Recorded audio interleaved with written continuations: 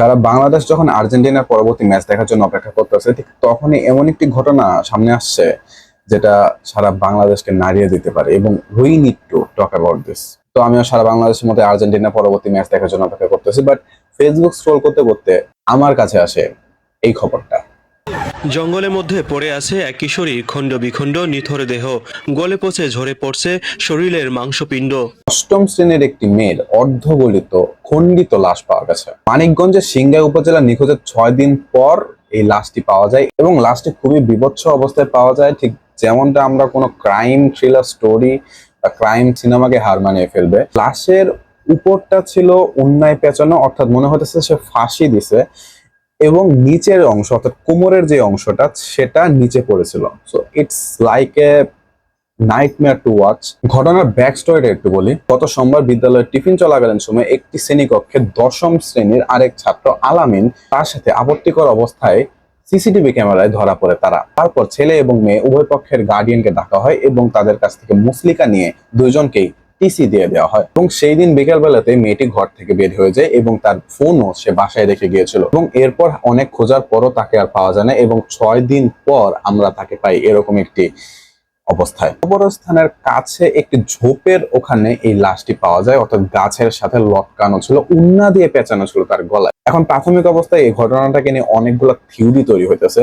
First of all হইতেছে যে ওই যে আলামিন, তার বাসায় নাকি অনেকে অলরেডি হামলাও করে ফেলছে এবং তার ফাঁসি দাবি করতেছে, because the public is assuming that আলামিনই এই ঘটনাটা ঘটাইছে। আমি একটা ভিডিও পিন কমেন্টে দিয়ে দিব, সেখানে তোমরা দেখতে পারবা। এই সাংবাদিক বলতেছে যে এখানে ধর্ষণ করা হয়েছে, এবং একজন স্থানীয় বলতেছে যে এখানে ধর্ষণের কাজটা হয়েছে, বাট এখনো এইসবের কোনো কিছুই ক্লিয়ার না। যতক্ষণ পর্যন্ত না ময়নাতদন্তের রিপোর্ট আসতেছে ততক্ষণ পর্যন্ত কোনো কিছু বলা যেতে পারে না।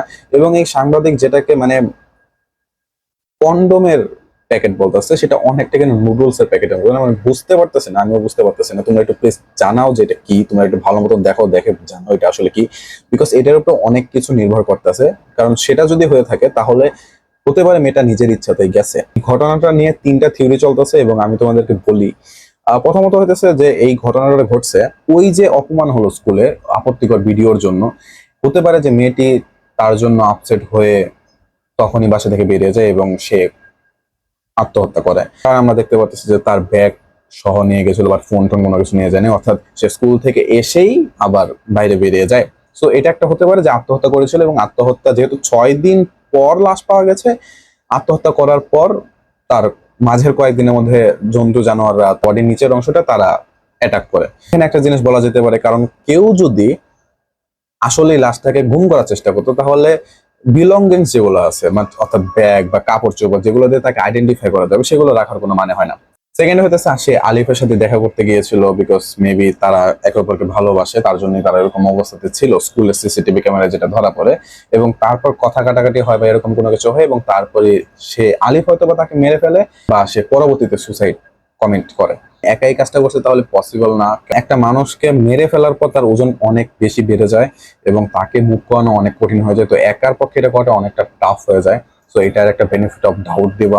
থার্ড একটা পয়েন্ট হইতেছে যে থার্ড কোনো পার্টি, অন্য কোনো পার্টি যখন সেই মেয়েটি ওই রাস্তা দিয়ে যাচ্ছিল একা পেয়ে, তখন এই ঘটনাটি ঘটায়। বিকজ যদি আমরা একবার বলি যে আমরা প্রথম থিওরিতে বললাম যে হইতেছে জন্তু জানোয়ার তাকে অ্যাটাক করছিল, তার আত্মহত্যা করার পর জন্তু জানোয়ার তাকে অ্যাটাক করে এবং নিম্নের অংশটা সেখানে হয়, এবং সেটা যদি হয় তাহলে হলো। আর তা না হলে এমন একজন সাইকোপ্যাথ বা এমন একজন তাকে মারছে যার তার প্রতি খুবই ক্ষোভ ছিল, যে তাকে হ্যাং করে, এবং হ্যাং করার পরও সে শান্ত হয় না, এবং তারপর গিয়ে সে এরকম একটা নৃশংস কাজ করে।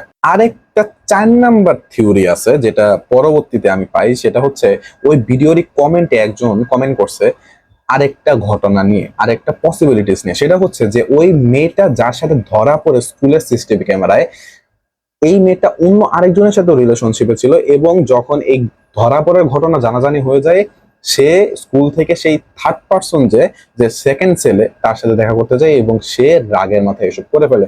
ময়না তদন্তের পর বোঝা যাবে যে আসলে কি হয়েছে। যদি রেপের এলিমেন্ট পাওয়া যায় তাহলে ঘটনা একরকম যাবে, এবং যদি তা না পাওয়া যায় তাহলে অন্যরকম যাবে। এবং যদি অ্যানিমেলস এর কোনো বাইট বা নেলস এর প্রমাণ পাওয়া যায় তাহলে বোঝা যাবে যে আত্মহত্যা করছে, এবং তারপর সেই বডিটাকে অ্যাটাক করা হয়েছিল অ্যানিমেল দ্বারা। বা এটাও জানা যাবে যে তারপরে এটাকে কাটা হয়েছে নাকি কোনো কিছু দ্বারা, তো আগে কোনো কিছু বলা যাইতেছে না। বাট আমার মনে হয় এটা অনেক একটা ইন্টারেস্টিং কেস, এবং এরকম কাণ্ড যদি আসলে ধর্ষণ এবং হত্যা হয়ে থাকে তো খুবই বড় একটা সাইকো এই কাজটা করছে, এবং সে এখনো ফ্রিতে ঘুরে বেড়াইতেছে। তো we need to stay alert.